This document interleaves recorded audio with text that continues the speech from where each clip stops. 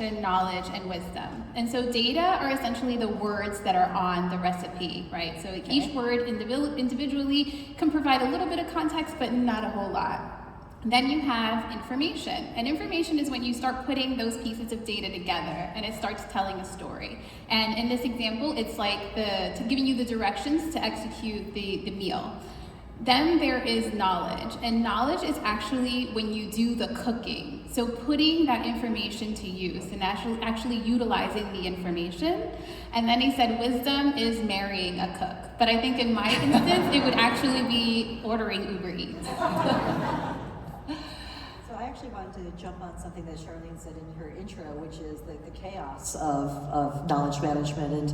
And, in the financial industry, there is no chaos, right? We're cool, calm, collected, everything is going just fine right now. And so when we think about it, it's about the complexity, right, of working within an organization that has over 220,000 employees representing over 100 different countries, with plus or minus 2,000-ish members of our legal organization, and all of the rules and controls and restrictions that we have about sharing of information, even internally, the information that we're getting from external parties. And so how do you organize that in a way, allowing people who are allowed to see certain things to see those certain things, and making sure that we have control functions on top of all those other things that people can't see across borders. So it's incredibly complex, and it's not as easy as, let's just throw AI at it and fix it. Like that's the easy answer, right? And what do we do with something that's not an easy problem?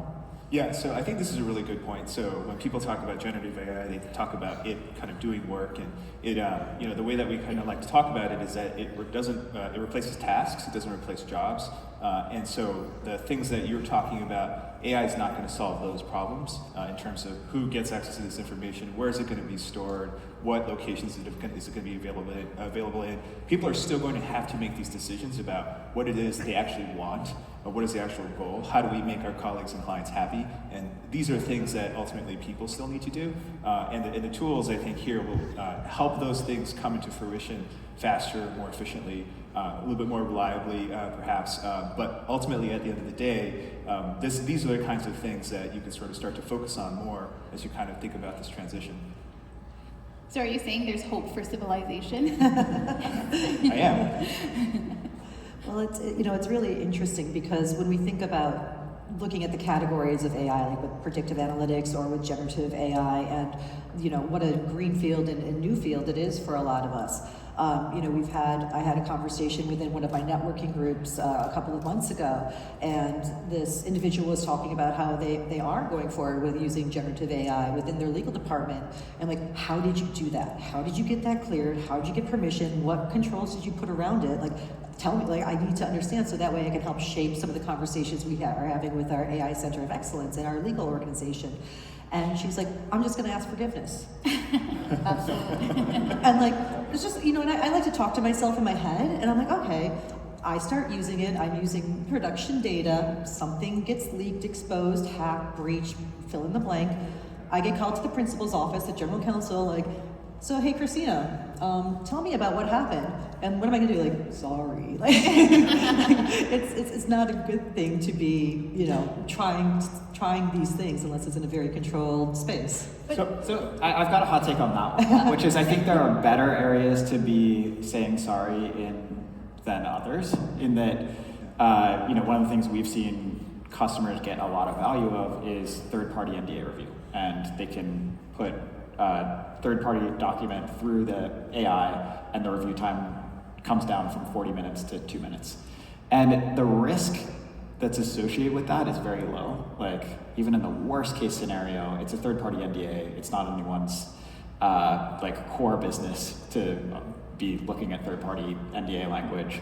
And that feels like a place where people are starting to get comfortable with the early applications and assuming some of the risk, but maybe a little bit less risk than a sales contract or something like that.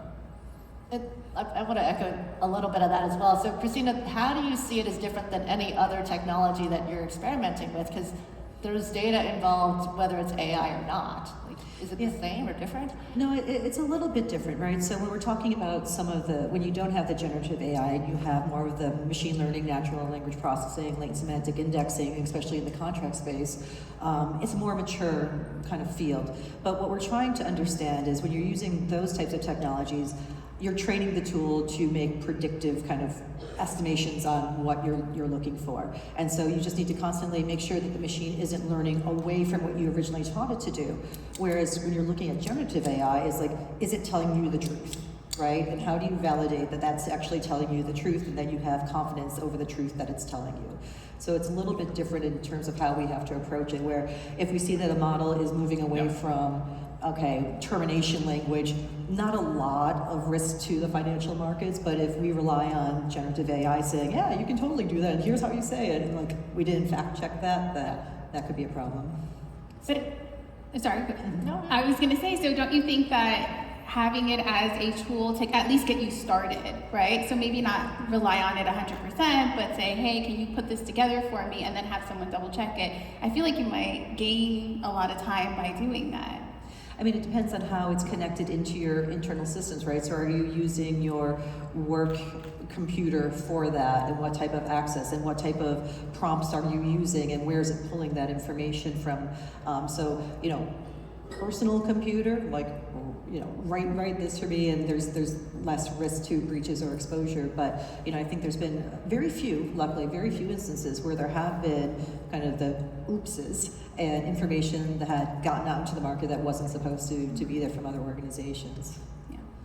So I think this highlights that each organization has its own set of internal trade-offs. So the risks and the benefits that they're willing to accept, and it may vary by sector, it may vary by their client base, it might vary based on the employee size and all of that. So I'm just kind of wondering from your guys' perspective, since it seems like you're sort of on a little bit of a different parts of the spectrum, how you would think about how each organization can kind of walk through how to use it, where to deploy it, how to roll it out, how not to roll it out. Very curious. Yeah, so our organization is a little bit more open-minded, I guess, when it comes to the AI. There's a lot of things that we want to accomplish, and we acknowledge that in order to make a significant impact, we need the help, right? And so AI is really providing that. We do have a little bit of guardrails, but it's really unmarked territory, right? So like we're putting these guardrails, but are they really guardrails? I mean, we're just kind of making it up as we go along, right, with AI. And so, yeah, I mean, it's more of an open-minded approach of like, okay, let's try this and see how it works out. We have a policy in place which limits how we can use it, but that's, I think it depends on who you speak to. So you might say like, I know the policy says this, but I found this really cool thing that we can do. And so certain people will be more flexible than others.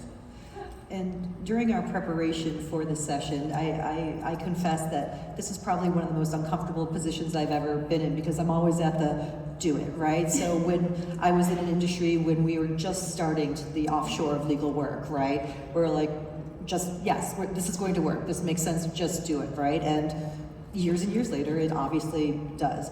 I was in an industry when we were kind of inventing the category for AI and contract analytics. And at that time, the colleagues and the competitors and peers are basically like, hold our beer, right? This is gonna happen. And now it's, if you don't have that in your solution or as part of your recommendations and process, you are behind. So now I'm sitting here and saying, like the old statesman, like, slow down there, kids, right? Let's really think about this and making sure that we have the proper safeguards around it.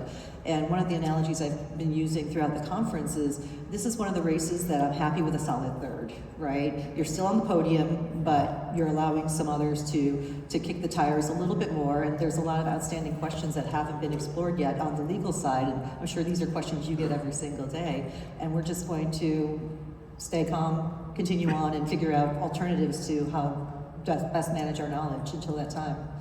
Yeah, Jason, how have you dealt with that problem as like, you have kind of this remarkable convergence of at OpenAI, also running the legal department, and like there's so many interplays between risk and the adoption of AI. Yeah, so it's both internal and external. So internally, there's definitely usage of these systems and tools, and it's the researchers are very enthusiastic about certain use cases, and a lot of times we're excited too. there are definitely a few times where members of legal or members of security have been. Maybe we should pause on that one, but the benefit of that is it also kind of puts us closer to, I think, some of the questions that you all are kind of dealing with. Is we're an organization too. We have various sort of policies and thinking on, security systems, access, how information is stored, how reliable can it be, and so because we are also using it, it kind of puts us, in that mindset of how is a user going to kind of think about this in their organization, and then externally, I think. There are lots of different companies, they think about it differently, a lot of different opinions, and I think it kind of drives home the fact that this is all new, there's a lot of learning going on, and like a lot of other software waves that have happened before, starting from Steve Jobs and dealing with his hobbyists to the Linux open source sort of revolution, all of this is going to have to start with community. There's going to be a lot of people here and throughout your peer set where you're talking about how you're deploying these tools, and talking to each other is still a really underrated thing, but it's probably more important than ever. And I'm curious, one of the conversations I've been having throughout the conference is where the role that the legal department is having in the adoption of AI for the business, and it seems like it may be a little bit reversed, where usually we're the last to get things and we're sort of the first to get business results out of AI. I'm curious what you see and what y'all see in terms of that being true in your businesses, and also in the broader technological landscape of AI. I've had folks in the technological community come up to me and say, this is a really interesting application. How does that unfold? In terms of the legal departments using this, or? Well, what's the perception among AI researchers as to the applicability of the technology to the legal question? Yeah. Is that something you're hearing, or is that just, our own speculation here? Yeah, no, it's definitely something that the researchers are thinking about too, because the ones that work on it, they're not doing it just because it's an interesting intellectual exercise, although it is a very interesting intellectual exercise. They're trying to do things that actually sort of superpower the people that we depend on in our lives, and certainly lawyers are part of that, and people in the legal profession are part of that. And so how do we help this profession deliver better results, do it in a way that's more empathetic, faster, and it's just helps the people that are trying to help other people do a much better job. And so I think that because it's language, and that's what these models are good at, and because law is practiced through that medium, it was definitely one of the first things that I think people were thinking about as potentially transforming. Yeah. What I think is interesting on the technology side is that I think that in the current market of solution providers that are building that in, a lot of them are really focused on the upside of what can happen in the CLM space. And we're really starting to see some of the differentiation are those organizations that aren't scared by the questions that I have to ask in order to use that technology for the work that I need to do and have the validation that I need through our model risk management assessment. So when we have conversations with Ironclad and like-minded organizations, can I see how your models are working? Yeah. Can I see the confidence scores? Can I see the precision, recall? Can I see the accuracy? And if the answer to that is well, no, that's a back-end function, then I can't go forward, right? I have to be able to understand how these things are working, so that way I can give my supervisors, the risk and controls organization, confidence that the software is performing as expected. Yeah. And what's funny about that is as a technology leader, I feel like often customers or prospects come up to me and almost act apologetic that hey, we're really going to grow you on this stuff, and I'm like, I love it, because there's so much noise in the industry. Yeah, and actually, I don't know if everyone remembers this, but last year everyone was talking about AI too, and there's clearly a different viewpoint, and because it's real this time, and the technological underpinnings are completely different, thanks to the work of OpenAI largely. But it's I think we're at this convergence where the sophistication is emerging among buyers, and the technological competency is also there, that we can really affect the change. I think it's so fascinating, and JB and I had this conversation at some point about the fact, or maybe it was all of us, about the fact that if you would have asked us what automation and AI would have replaced, we would have thought really like routine, mundane, step one, step two, that kind of thing. And yet it's replacing lawyers or like the most creative type roles like graphic designers and artists and writers. And, that's not something we would have predicted. Is that, I just loved your thoughts and comments on that. Anyone?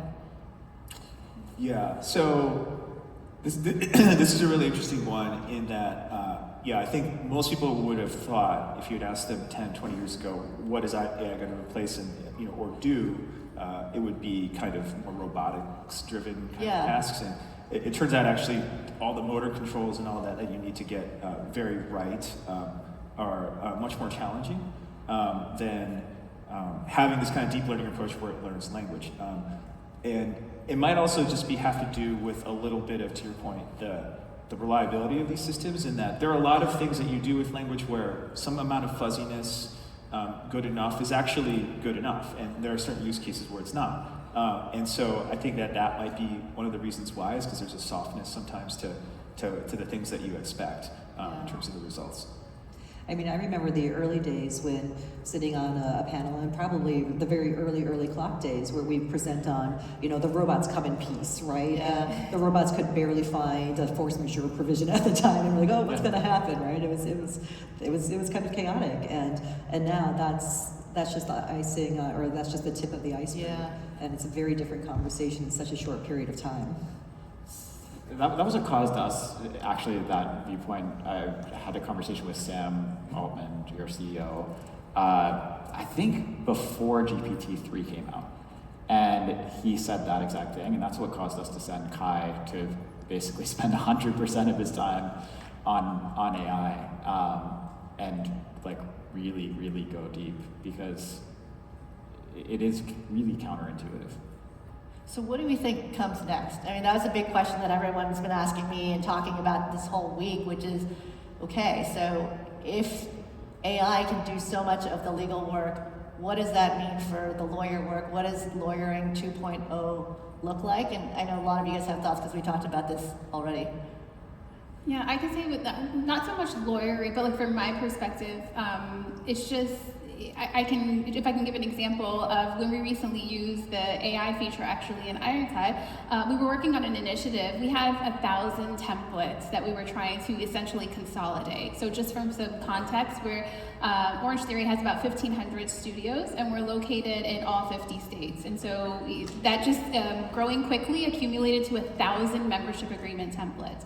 And we targeted to have a consolidation effort completed in about 6 months' time. While Ironclad came out with this feature of AI, and I was like, okay, this is not the traditional use case, but like, let's see if we can use it. And we were able to leverage the AI and save about 3 months worth of time in this project. And I was like, I can do more stuff now. Like, I wasn't worried about it taking my job. I was like, yay, I can do more meaningful work now. That's right. I'm not so concerned about comparing templates and is this language in this. I mean, so it was pretty significant. And then I took that to my GC, and he was a little hesitant about, I think, AI, but once I showed him that, he was like, all right, what else can we do?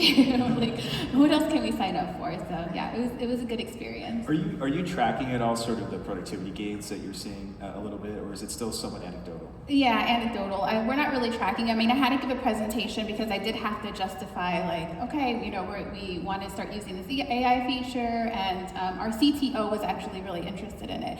He doesn't really get involved in legal, but when I told him it was AI, he was like, okay, yeah, like, let's sit down and talk about it and see how you're really using it. And he was impressed. He was like, yeah, this is like definitely something that we can use it for.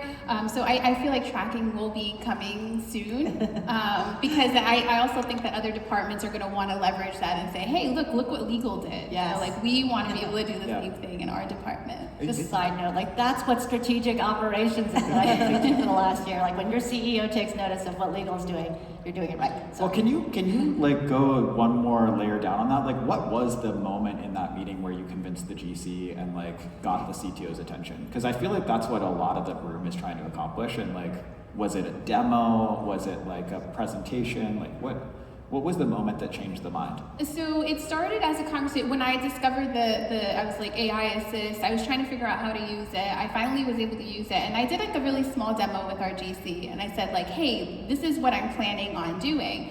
And he was like, okay, yeah, that looks good. All right. Wasn't totally impressed on it, but I was like, oh, watch. As I said, we have templates in all 50 states, and so I took one state, which Texas is one of our larger markets, and I said I'm going to consolidate all of the Texas templates, and so I was able to do that. And I had told him that it would take me about a month to do. Well, when I came back to him in a week, he was like, wait, you're done already? Like, that's impressive. And so I kind of talked him through the process, and this is what I did, and yeah, it kind of went from there. So then our CTO, we had a conversation separate to that, just about AI in general.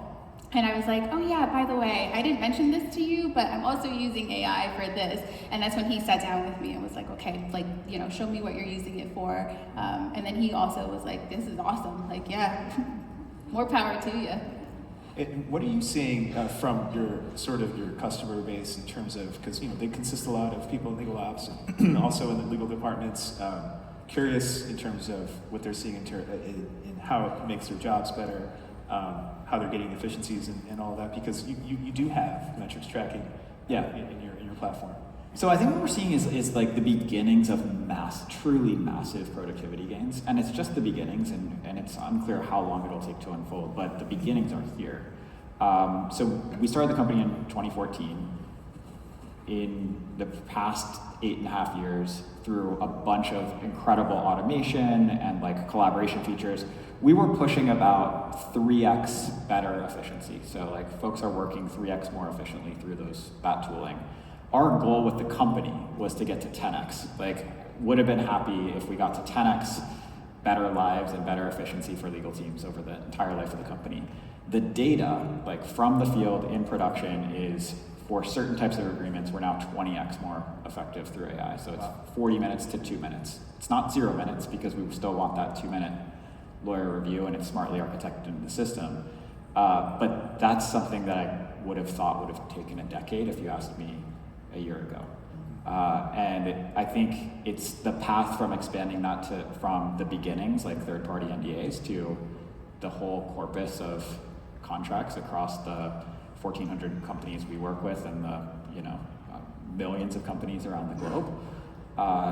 It seems very obvious, like it's as linear as it was to do the automation. So I think it's a matter of time and technology. Do you see more activity? And so the reason I asked that question is, so one of the things that, when I've talked to Sam about this before in the past, is when we first came out with tools that help people code, there was sort of similar concerns about, what do software developers do? But it turns out they just write more code. And so I'm just kind of wondering how you're seeing that playing out. So I think speculatively, I do think we'll write more contracts, but those contracts will be more in the background. And to maybe extend the analogy farther than it should be extended, I think like when we go to a web page, there's all sorts of code loading in the background. And I kind of think that that's how contract language is to business. Like it's a necessary part of business, but it should be loading in the background as opposed to the forefront of a business relationship. And you need it to run the website, you need a contract to run your business. So I think that's kind of how we're thinking about it, is like it should be ubiquitous, it should be everywhere. And that's good for the legal team, that's good for protecting the company from risk, but the more in the background you can put it, the faster your business can move and the more effectively you can operate. It's interesting because, going back to one of your questions, Mary, like how is it going to impact the lawyers? With a lot of highly regulated organizations and industries, it's who owns the documents, who owns the contracts, and oftentimes it's not legal, right? So the mass quantities of the documents are sitting outside the legal department. So when there's a big regulatory initiative, it's not legal's responsibility to go find those documents. It's legal's responsibility to receive the documents that are impacted by whatever that change might be. And from my perspective, oftentimes there are opportunities to improve our search functions capabilities, our abilities to use AI to pull the appropriate documents that are related because it has the provision that needs to exist or does exist or needs to be changed. And if the business doesn't have the proper technology stack to get that right, what's sent to legal is a lot of things that need to be cultivated through or curated, right, in order to find the documents that are actually impacted. So if we don't have those upstream systems with the ability to find, there's cull through mass quantities of data for the pertinent things, what we get in legal is an incredibly large bill from our providers to help us curate that content to make sure that we are being appropriately responsive. So it's this really interesting partnership between legal and the business. So while the AI that helps us curate the contract type data might not sit with legal, the benefit to legal downstream is significant. Yeah, I think that is kind of the thing that is the essential prerequisite to the delivering the benefits AI is great systems up front. And even with Ironclad, like one of the things that we've spent probably years developing is a docx editor in the browser, which sounds really simple and is really complicated to build. And it has been described by some writers as just the hardest CS problem they've ever worked on. Whereas the results of AI everyone loves to talk about, but that's actually the delivery mechanism for AI. And if you're just using a Word plugin, like it's disconnected from your systems, it doesn't actually get the data in as cohesive of a way. And I think the analogy extends to business at large. Like you have to think about the whole assembly line of data and systems, not just the flashy part with AI. Yeah, and then once the changes are made, how do you make sure you feed that back up the stream to ensure that the changes are properly captured within whatever the repository of choice are? Because oftentimes it's not the repositories that we would need oftentimes aren't supported by some of the providers that aren't built for an enterprise, right? You don't know what an enterprise is until you have tens of millions of documents that are legacy and millions of documents that could be created on an annual basis. That's where the fun starts. That's where the fun starts. So one of the things I do want us to address, since this is called the new era of knowledge management, there's probably a lot of people who are like, wait, I thought I came here to talk about knowledge management, is that, and I mentioned this if anyone was in my session yesterday, AI has the ability to kill off things like knowledge management as a key pillar of what we think about and what we do, because if you have the right systems and processes in place now, even with technology, not even AI, like you should be able to capture a lot of knowledge automatically in the background, as your example, like you don't have to think about it anymore. And JB made an interesting comment as we were meeting about the fact that like maybe knowledge work was never really about knowledge work until now, and it was all actually knowledge management, curating, getting everything in one place, and now with AI and like sort of automating knowledge management as it is, we will allow lawyers to actually do some of the knowledge work.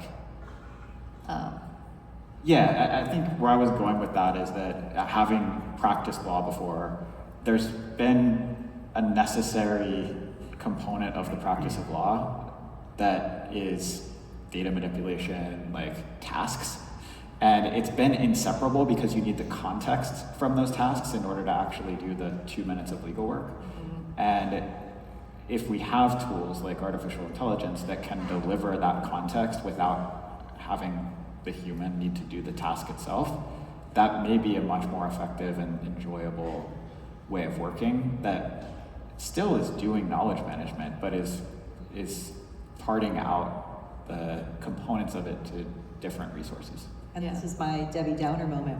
We're not going to be using AI or generative AI in the near future for knowledge management, but that doesn't mean the work stops, right? So how do we approach it and prepare ourselves for the point? Because, you know, I say all the time, there's going to come a time when you can't flip the switch off for AI. It's going to be just intrinsic in everything that we do. So until we get, when we get there, we need to be prepared. So, you know, I kind of think about the 4 C's of like knowledge management, right? So consolidate where you can, where appropriate, where there's proper controls around it. Curate, right? Now that you kind of have it in the spot, what do you need to keep? What has a records retention policy, if it does or does not? What's redundant? What can be archived? What can you get rid of? Cultivate. You've got new stuff coming in all the time. Like, so you need to have a process in which you put that knowledge, that wisdom in the right spots for the right people to see at the right times to help drive efficient decisions and advisory within the legal organization. And then finally, culture, right? Knowledge management, you can put together however many working groups that you want, but if you don't have each individual taking ownership of the wisdom, the knowledge that they are creating or they have access to, in an organization of our size, it just will never be successful. So then put that in a cycle, right, and constantly update it. But how do you hold individuals accountable to make sure that they are participating in a way that allows their wisdom, their expertise to go into the right place so others can benefit from it? Yeah, love it. So we were originally going to call this session the end of knowledge management, be really dramatic. And Christina's like, can we not do that? I just doubled down on like growing my knowledge management team. I can't go on a panel. But as we were talking, it comes kind of full circle, right? Because in order to get ready for the end of knowledge management and to be able to leverage tools like AI, you have to get your house in order and you have to actually do the consolidation, the centralization, the curation. So knowledge management actually in some ways becomes more important in the near term so that you can get rid of it in the long term. Is that right? Well, I think where we wound up on that was that it is both the end of knowledge management and the beginning of knowledge management. Yeah. And you know, there are cycles to all things.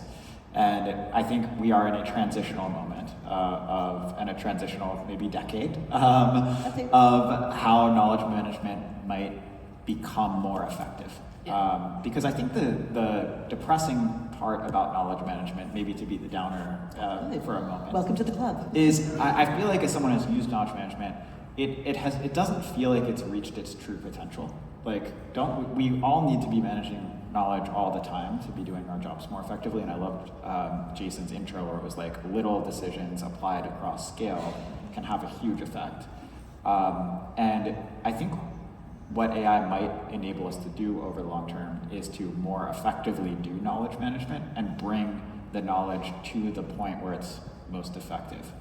Like that's what we see through our playbooks, which is we're able to take these things that often exist, which are like, one customer had a like 80-page PDF, and guess what? Not everyone read the PDF all the time. So we basically spliced up the PDF into parts that could be delivered where they were contextually relevant, and then a lot more people actually used the PDF, but it wasn't a PDF anymore. Mm-hmm. So I think that there's like delivering the same content in a more effective and more contextual way, and AI may play a part in that. Yeah, the interaction mode is maybe something that will change about this. So it's not that you can necessarily say, hey, now all the knowledge collection will happen passively in the background. I think what Christine's saying is very right. You do still have to make a bunch of decisions about where the information resides, who has access, and things like that.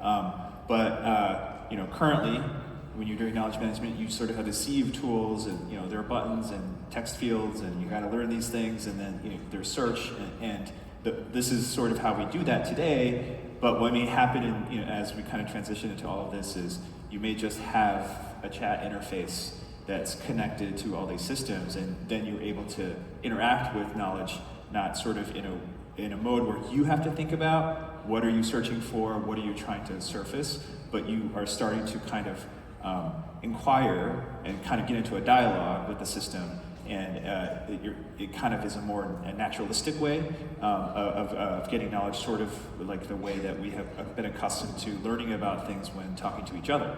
And so I think that might be one of the ways that this really shifts.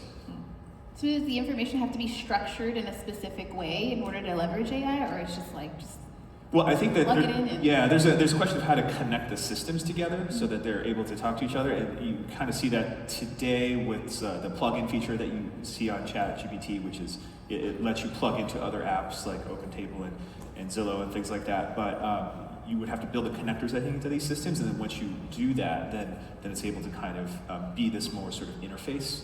As opposed to just kind of summarizing the material. Do you think we'll have less tools in legal? More tools in legal? It's a great question. I sort of think that we'll probably end up with more. Because if it's true that you can use this new technology to interface with the tool set more efficiently and effectively, then the value of each tool actually is, it delivers more value because it might cut down or eliminate training costs, and it might reduce sort of the friction that everybody sort of feels when there's a new tool that has to be sort of introduced into the workplace. So I think that's a possibility. I think there's going to be a few platforms, because I don't think everyone can handle the mental load of the siloed tools. But if we think about phones, that was a disruptive technology. And it consolidated a lot of previously separate technology. Like there was, the flip phone, there was like the notepad in your pocket, there's like the flashlight, there's like a text messaging device, there was like an MP3 player, there was like a digital camera. And all of a sudden, all of those things are in our pocket. But it depends on how you define tool, because now we have a proliferation of apps, and there's way more applications than there ever were, but there's fewer number of devices where those applications get delivered. And I think that's my view, is I think there's gonna be more platforms, there's gonna be dominant platforms that enable more tools to exist on those platforms. Super interesting. You guys, I'm just realizing that we're out of time. I didn't even ask anyone if they had any questions, and I had so much fun talking to you guys. So thank you so much. I want to call Jason Barnwell back up to close us off, but let's give a big round of applause to our speakers.